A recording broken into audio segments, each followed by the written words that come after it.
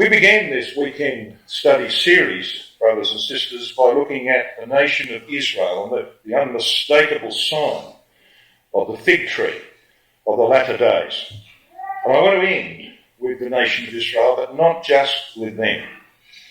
I'm going to talk about the wonderful type that is presented in the life of King Uzziah of Judah, but then see how we are personally related to these things. And we're going to finish on that note and bring ourselves into the picture.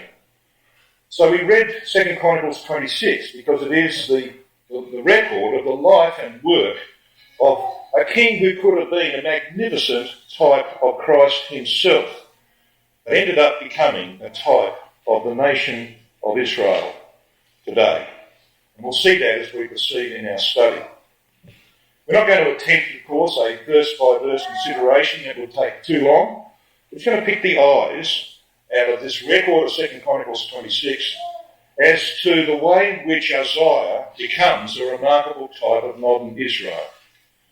And we're going to see then, as we go to Isaiah chapter 6, and we see the divine commentary through the prophet Isaiah, which is then carried over into the Apocalypse in Revelation chapter 4 and 5, we will see how these things personally involve each one of us.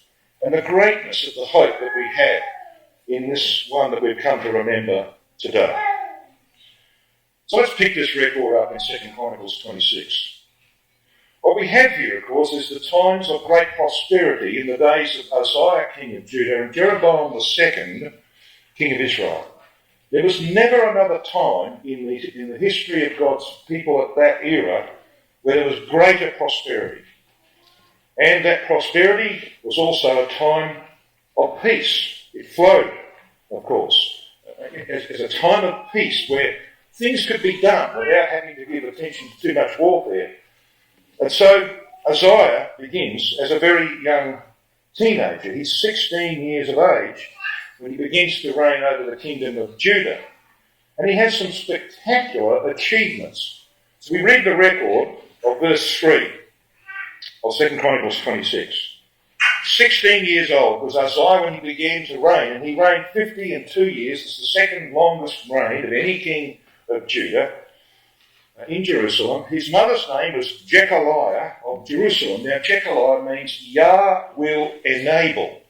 And there's a bit of a key there because in actual fact we're going to see there are 4 testimonies up to verse 15 which tell us that it was Yahweh who enabled this king to have the success that he had.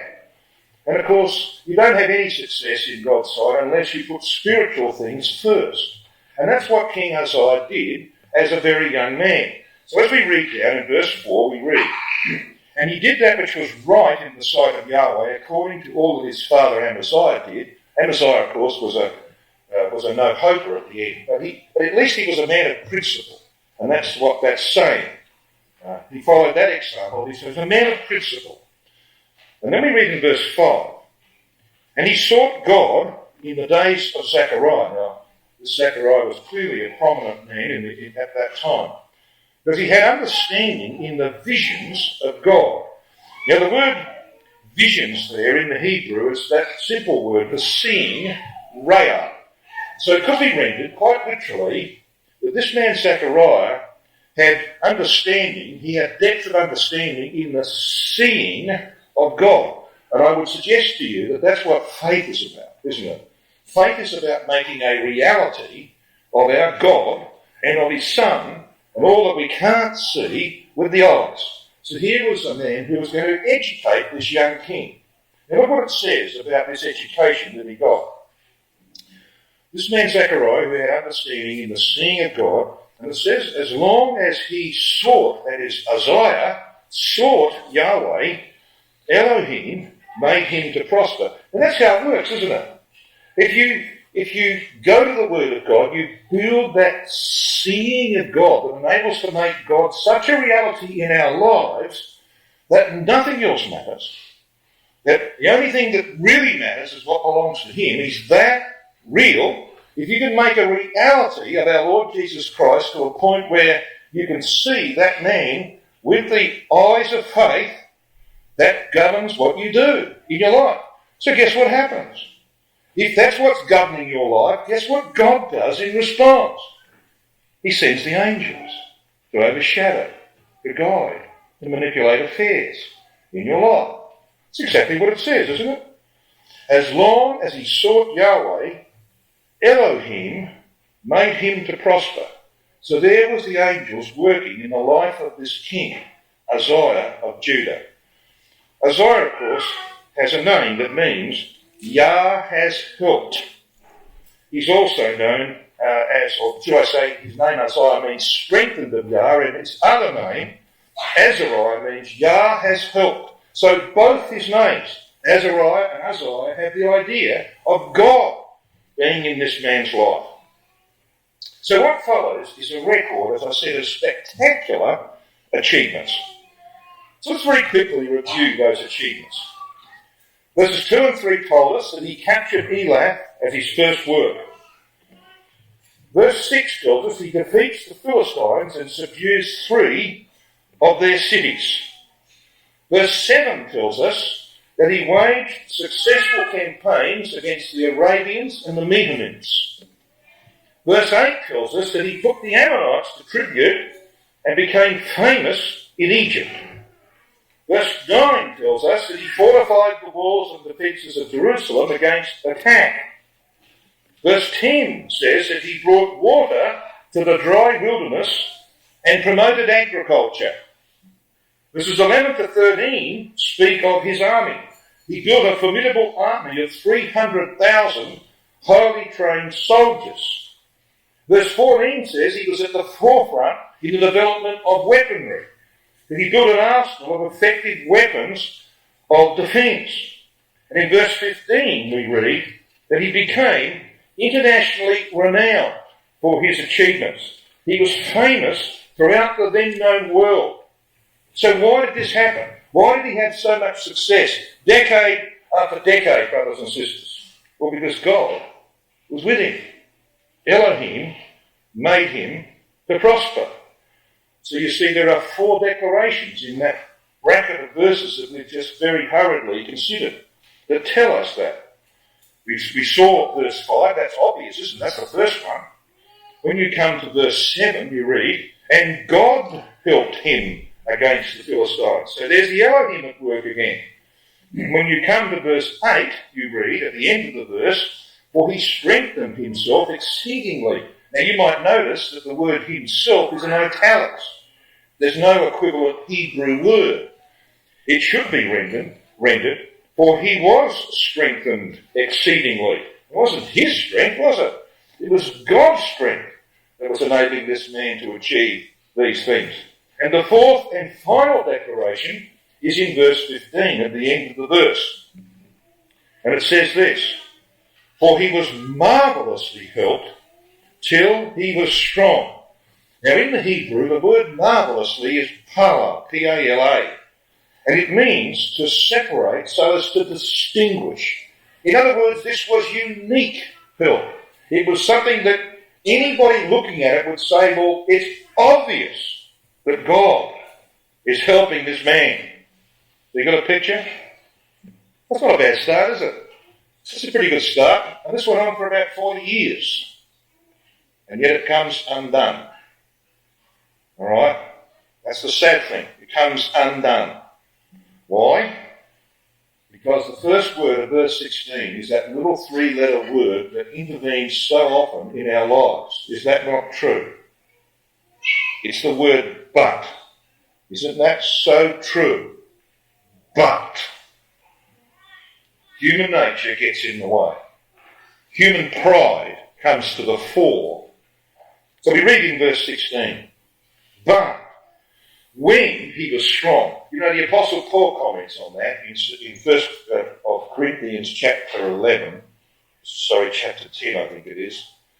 Chapter 10, he says, let him that thinketh he standeth take heed lest he fall.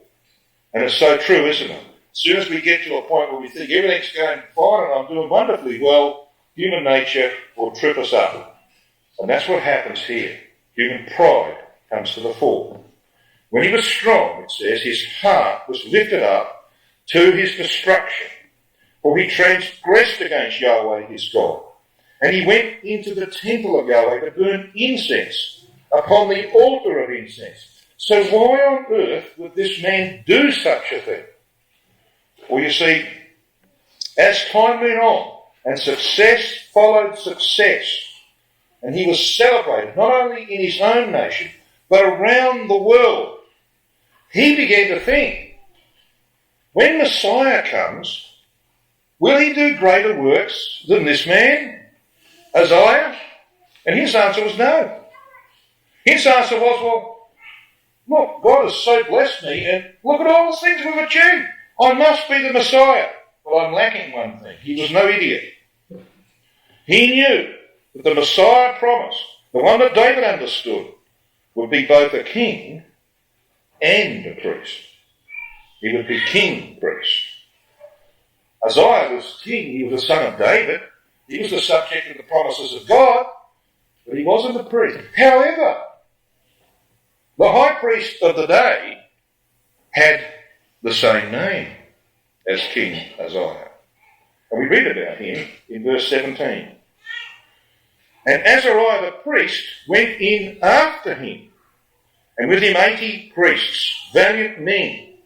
And they withstood Uzziah the king, and said to him, there in the holy place, they said to him, it appertaineth not unto thee, Uzziah, to burn incense unto Yahweh, but to the priests, the sons of Aaron, that are consecrated to burn incense. Go out of the sanctuary, thou hast trespassed.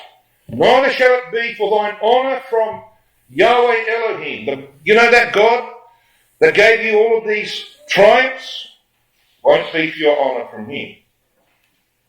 You see, in the mind of King Uzziah, there was this picture that he could be the Messiah that the scriptures promised, but he would have to have the priesthood. All he needed to do was to sideline the high priest Azariah to take his job, because his name, Uzziah, the second name, Azariah, I'll take his job and I will be king priest.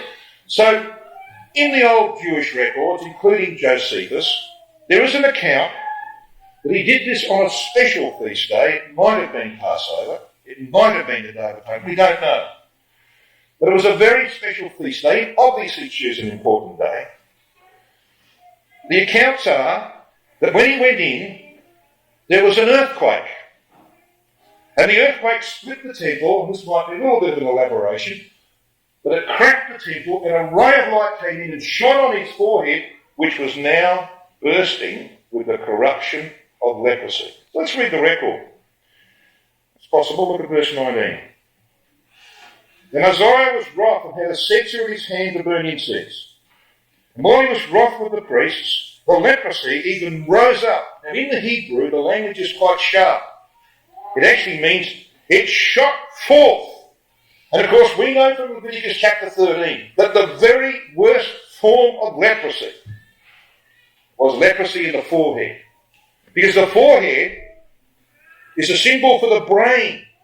And if it's coming from the inside, this leprosy, and shooting forth, it is telling us something, isn't it? It is telling us that this was a corruption of his thinking. And if that happened to you, if you had leprosy of the forehead, you had to put your hand over your mouth and go out crying, unclean, unclean. And you were utterly defiled. You couldn't get any worse than that. Corruption of thinking is the worst form of leprosy you can have. That's what he gets. So he's ushered out, and he himself rushes out. Look at verse 20. And Azariah the chief priest, and all the priests looked upon him, and behold, he was leprous in his forehead. And they thrust him out from thence. Yea, himself hasted also to go out, because Yahweh had smitten him. So here's a man who thought he could be the Messiah. And he finds himself to be a leper. So where does he end up? Well, in verse 21. And Uzziah the king was a leper unto the day of his death, which tells us there was no cure for him. He was a leper to the day of his death. He dwelt in what's called a several house. Now let me give you Rotherham's translation, and I would really recommend to you that you jot this down somewhere, because I'm going to make something of this a little later on. in Zechariah chapter 12. Okay?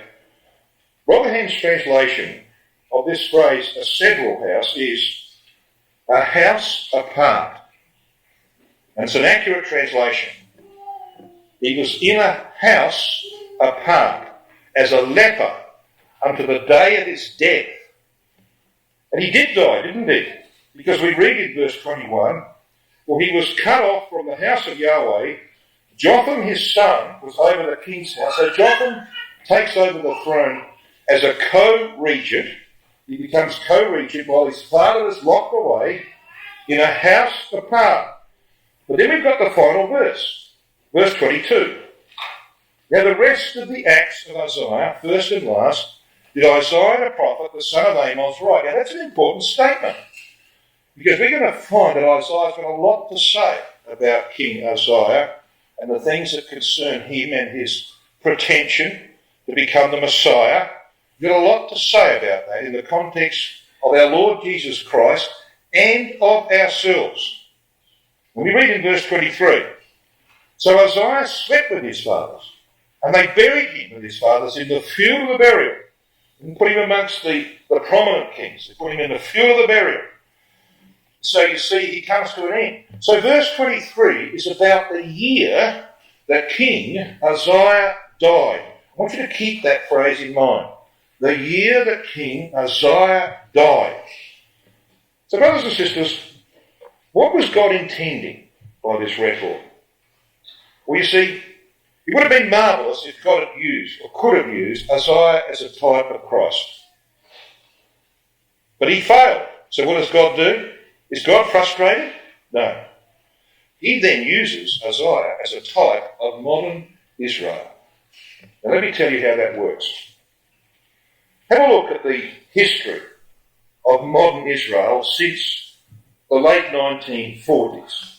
Israel became a nation state on the 14th of May, 1948. You know, one of the first things that they did in that era was that they captured and built Elath as a trade city. That was the first thing that King Uzziah did as a 16-year-old. You know what Israel then did as time went on? They captured the Shephelah and the Negev. That's the next thing that's recorded that King Uzziah did in his reign. You know what Israel then did in the battle of 1967? They defeated the Arabs and the Jordanians in battle. Read the record of 2 Chronicles 26. That's the next thing that King Uzziah did. You seeing a pattern here? Yeah, it's deliberate. You see, the things that God got him to do, by his foreknowledge, he knew. The failure would come. He was going to use the victories and the triumphs and the achievements of King Uzziah as a type of his own nation Israel at the end of the days. Now, be patient with me. Just wait. Let's just follow this record. What was the next thing that Israel did?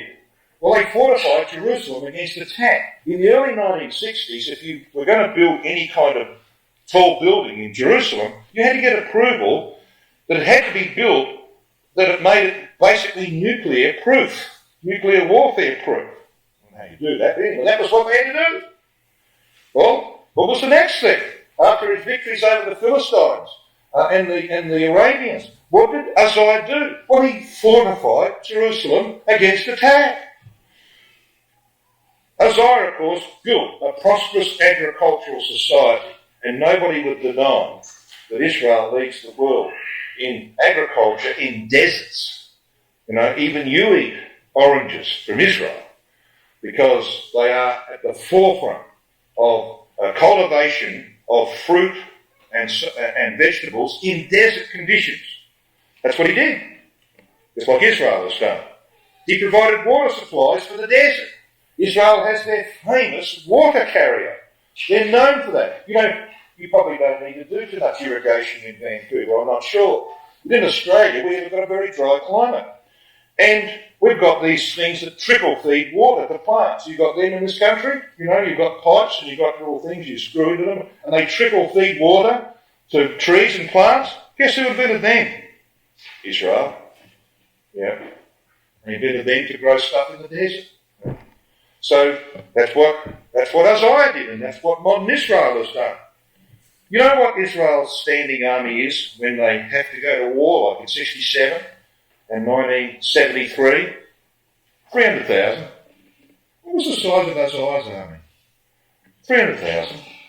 You reckon that's accidental? Don't think so. And of course, Israel has become a leader in missile warfare.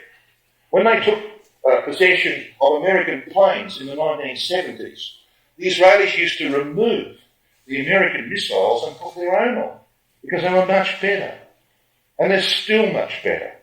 Okay, so Israel today is a leader in missile warfare like King Uzziah was in his time. Would anybody deny, of course we don't, that God has helped modern Israel to get where they are today? Of course we know that God has helped them. They couldn't have won the 67 war or the 73 war without his help. So we know God has helped them, just like he helped King Uzziah to get where he was.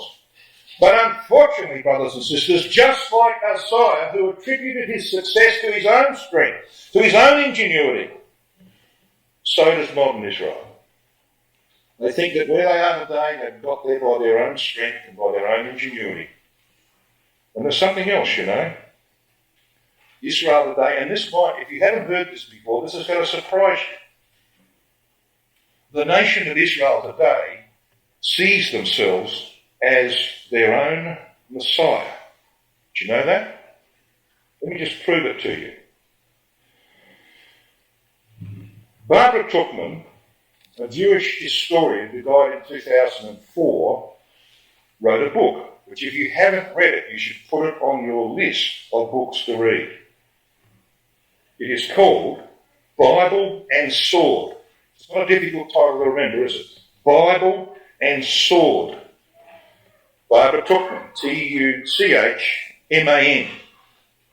In that book, amongst many other things, and she especially speaks about the role of Britain in relation to Israel in their history, she writes this: not until they came to perceive, beginning in the 1860s, that they would have to act as their own Messiah, did the return to Israel actually become realisable. So what she's saying, brothers and sisters, is that the Jews who came back to the land in the 1860s could see that the only way they were going to achieve their objective was that they would have to act as their own Messiah. Now that's supported by the writings of Heinrich Graetz. Heinrich Graetz was a German historian. 1864, he wrote these words: the Jewish people must be their own Messiah. Now, do you think that's what happened? Well, I know it happened. You know why I know it happened? Because my uncle went on an Israel trip in 1970. And he and two other brethren met the chief rabbi of Jerusalem of the day. His name was Rabbi Abrahams.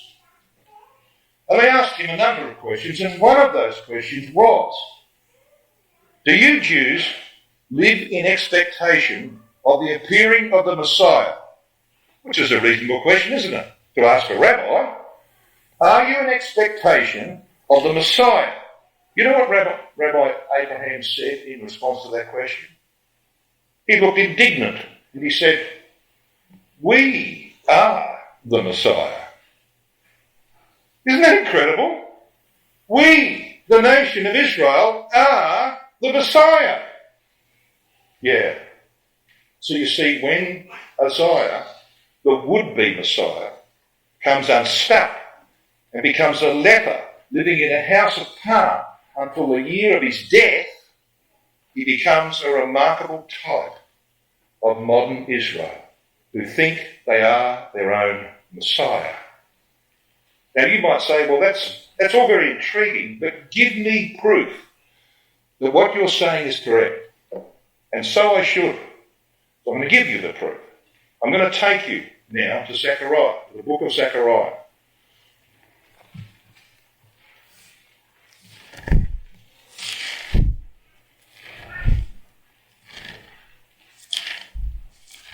We come to Zechariah chapter 14, first of all.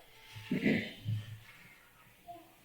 you all know Zechariah 14. This is about Armageddon, the Goggian invasion of the land, the appearance of Christ and the saints, who are mentioned in verses 3 and 4 and 5, and of course the great earthquake of verse 4. Okay, so here is the time when 2/3 of the Jews in the land are going to be destroyed. We know that from chapter 13 and verse 8. To come to pass, it says in chapter 13, verse 8, that in all the land, saith Yahweh, 2 parts therein shall be cut off and die, but the third shall be left therein. Okay, so you know the context. Let's read verse 5. And ye shall flee not to, but from the valley of the mountains. For the valley of the mountains shall reach very near, as it should read. Yea, ye shall flee like as ye fled from before the earthquake in the days of who? Uzziah, king of Judah. And Yahweh my Elohim shall come, and all the holy ones, all the saints, with thee. What that saying, brothers and sisters? God is going to use an earthquake like as in the days of Uzziah to humble a people who think like Uzziah that they are the Messiah. Yeah. We know there was an earthquake in the days of Uzziah. We're told that in Amos 1 verse 1 and other parts. So you reckon we got this right? Let's turn back a page. Come back to Zechariah 12 and verses 10 and 11.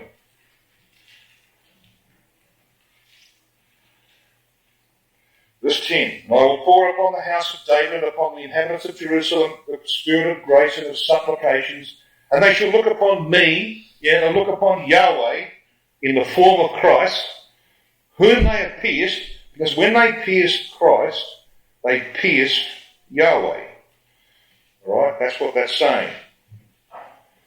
And they shall mourn for him as one mourneth for his only one.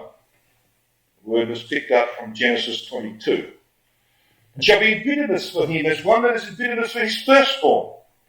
And in that day there shall be great mourning in Jerusalem, as the mourning of Hadrodimah, in the valley of Megiddo, for the death of Josiah. And then it says this, in verses 12 to 14. And the land shall mourn, and every family apart. The family of the house of David, apart. Their wives, apart. The family of the house of David, apart. You getting a bit of a picture? You know how many times that word is used, apart, in the Hebrew? 11. Between verses 11 and 14, it's used 11 times. You know what the number 11 represents in Scripture? Failure. Failure and inadequacy. So what problem have these people got? This is the third who survived the events of Armageddon. What problem have they got? Leprosy, which is why they're living in houses apart, like the leper Uzziah did, because he was the type of modern Israel. How many notice leprosy? Look at chapter 13 of Zechariah, verse 1. Chapter 13, verse 1 says this. In that day there shall be a fountain open to the house of David and to the inhabitants of Jerusalem for sin and for uncleanness. So under the law of Moses, when did you go and wash yourself in water? Well, there was a couple of things you had to do, that for. What was the most prominent one? That you went and washed your whole body in water if you were cured of leprosy. Okay? So we know from the context that this is talking about leprosy in the thinking of the people of Israel in the latter days, and they have to be cleansed from that. I mean, God's taking 2/3 of them out. He has to work on the remaining third. There has to be a conversion. They have to realise they've got leprosy. They have to dwell, as it were, in houses apart until they're cured of it. When they're cured of it, there's a fountain there for uncleanness. So this is the grand type that is presented to us in the life of King Uzziah. So we can see Israel in that, can't we? Well, where are we? Where do we fit into the scheme of things here?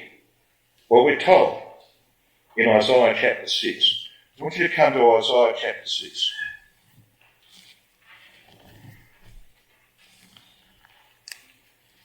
I'm going to ask you to do something here. I want you to come to Isaiah chapter 6 and put your hand in that chapter.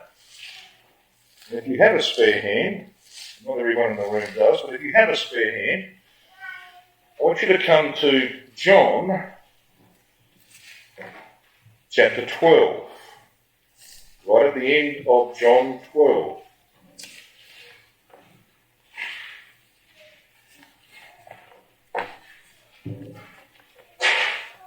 And we're going to read firstly from Isaiah chapter 6. I'm going to read just verse 1 for the time being. And I'm going to flick you over to John chapter 12, verses 39 to 41. Before I do that, I'm just going to point you to verses 9 and 10 of Isaiah 6. So if you're in Isaiah 6, just have a look at verses 9 and 10. They say this, and he said, "Go and tell this people, hear ye indeed, but understand not, and see ye indeed, but perceive not. Make the heart of this people fat, and make their ears heavy, and shut their eyes, lest they see with their eyes, and hear with their ears, and understand with their heart, and convert, and be healed." Guess what? In a moment, when I take you to John chapter 12, you're going to find those two verses are quoted in the section I'm going to read to you. So we know what John is talking about. Now let's read Isaiah 6 verse 1. "In the year that King Uzziah died, I saw also," and it should read Yahweh, by the way. This is one of the 134 occurrences of Yahweh that the Sophorim changed into Adonai.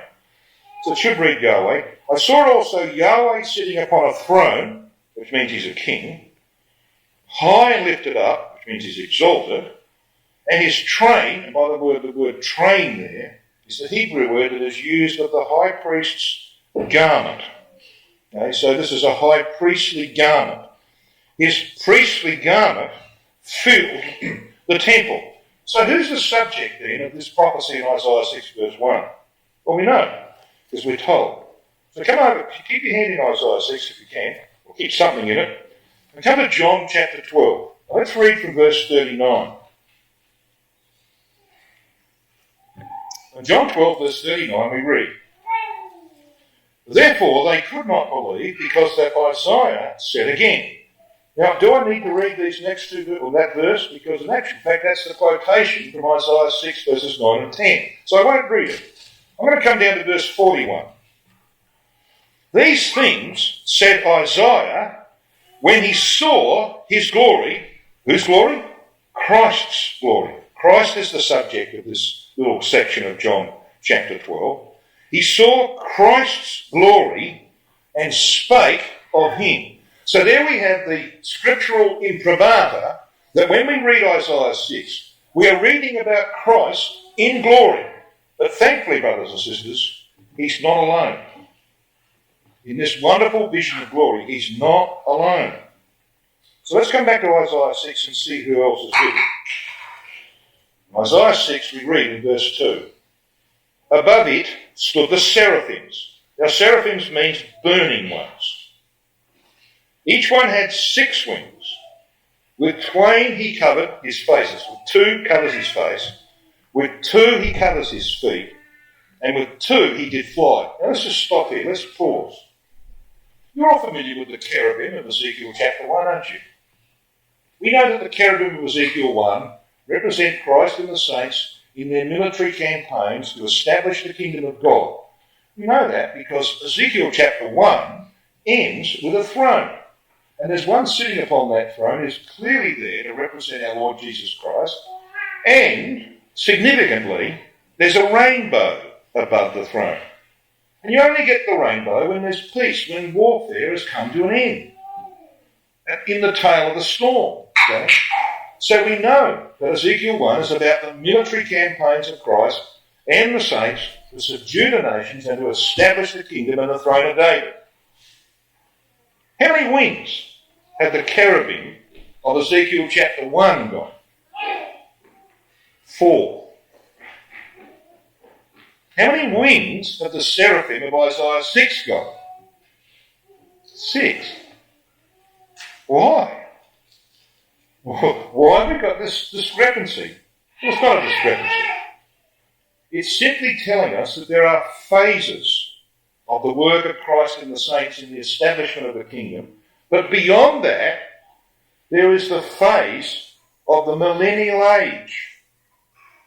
And the seraphim that we are seeing here in Isaiah 6 verse 2 represent the saints in their role as kings and priests in the millennial period. Their work of conquest is finished. They're called burning ones because they brought divine judgment upon the earth, and the result of that is the establishment of the kingdom. But now they're going to rule it. They're going to rule it as kings and priests. So let's read what we see here in Isaiah and read it of ourselves, brothers and sisters. And it says in verse 3, "And one cried unto another and said, Holy, holy, holy is Yahweh of armies. The whole earth is full of his glory." Pause. If the whole earth is full of his glory, the judgments, the rebellions are over, aren't they? So we're beyond the judgment phase. And then we read that the posts of the door moved at the voice of him that cried, and the house was filled with smoke. Yeah, there is going to be a house of prayer for all nations. Now, I want you to put something, if you can, in Isaiah chapter 6, and I want you to come with me to Revelation chapter 4. We'll be back in Isaiah 6 in a minute.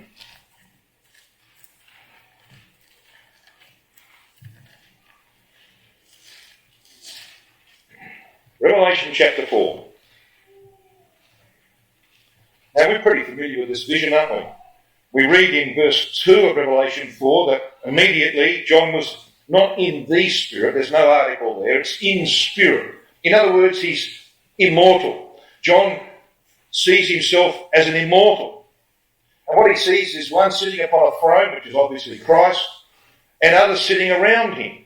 And he sees 4 living creatures. We're aware of that, aren't we? We read down. We see, for example, let's just read verse 4 and verse 7 and 8.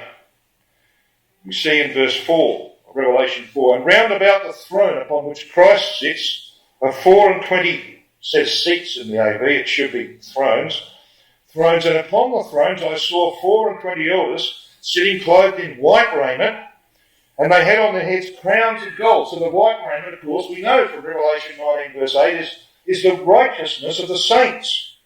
And the crowns of gold on their head is a reference to why they're there. Because gold is the symbol of tried faith. And if it's on their head, it means that this is what brought them to the triumph that brings them to the presence of Christ, to become kings and priests with him. We know, of course, that the living creatures who are mentioned at the end of verse 6 and spoken of in verses 7 and 8 represent the saints in their military role, their leadership role, their administrative role. Goes on to say, doesn't it?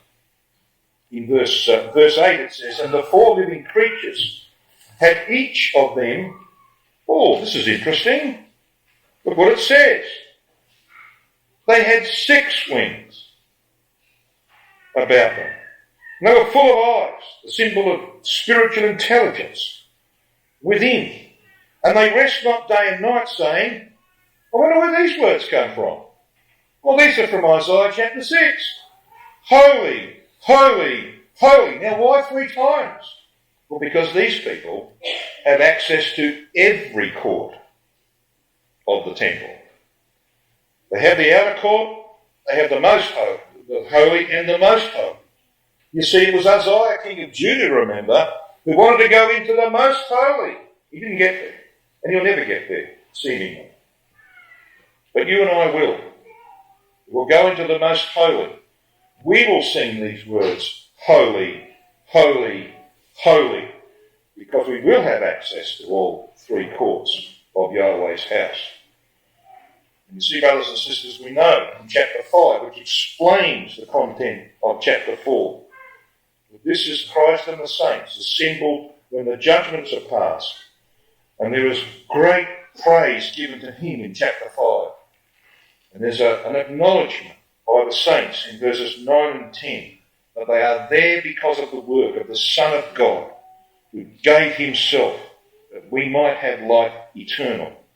And they sing, don't they, in chapter 5 and verse 10, "Thou hast made us unto our God kings and priests, and we shall reign on the earth." Could I ask you, as we come back to Isaiah chapter 6, you don't have to answer me, of course, just answer yourself.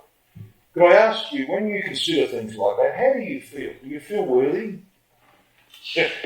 Was your automatic response when I was reading out that in Isaiah 6 and Revelation 4, was your automatic response saying, "Oh, I'm worthy of that. That's me, I'm worthy"? Or was it like Isaiah? You come back to Isaiah 6 and have a look at Isaiah 6 and verse 5.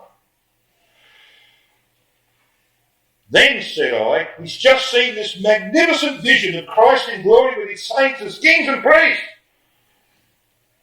"Then said I, woe is me, for I am undone, because I'm a man of unclean lips." Unclean lips, yes, the leper did. Put his hand over his beard. "Unclean, unclean." We're all lepers, aren't we? Like Isaiah, we don't feel worthy of the great things that are before us. We mess up all too often. Yet we want to be there. We want to be there. How do we get there? Well, Isaiah 6 is going to tell us how we get there. He goes on to say this at the end of verse 5, "For mine eyes have seen the King, Yahweh of armies." He's seen this wonderful vision of Christ in glory. Then in verse 6 we read, "Then flew one of the seraphims unto me." I wonder which one it was. Which one of these 4 seraphims who had their 6 wings? When you multiply 4 times 6, what do you get? 24. That's the number of priests. That was the 24 elders around the throne. I wonder which one it was. Well, I think it was the one that had a face that looked like Uzziah himself. One of the things we need to do, brothers and sisters, when we see in our minds a vision of that vast multitude of the redeemed, don't see it as a picture outside of yourself. Find your face in the picture. Now, let me just ask you a question. When you see a photograph of your ecclesia or some gathering where you were present, a Bible school, who do you look for first? Come on now, be honest. I always look for my wife. And I'm a liar. I know who you look for first. You look for yourself, don't you? Well, why wouldn't you do that with the visions of glory? And you see what God did for Isaiah, he can do for us. We can see our faces. He sends one of the seraphim. Just imagine getting a visitation from yourself as an immortal. Think about it. All right? What's that telling you? You're going to be there. See? So he sends him one of the seraphims. And he has a coal, a live coal in his hand. What do they do with live coals? Well, they used it to burn incense, didn't they? Especially on one day. You know what day that was? The Day of Atonement. And where did that go? Well, the aroma went into the most holy, didn't it? That's why Paul puts the altar of incense inside the most holy in Hebrews chapter 9 verse 4. It wasn't, but Paul says it was, because the incense went into it, into the presence of God. It says here, he'd taken this coal with tongs from off the altar. You want to go back, I haven't got time now. Jot down Leviticus chapter 16 and verse 12. That's the chapter about the Day of Atonement. Okay? Leviticus 16 verse 12. And he laid it upon my mouth. My mouth? Well, I'm man of unclean lips. What are they?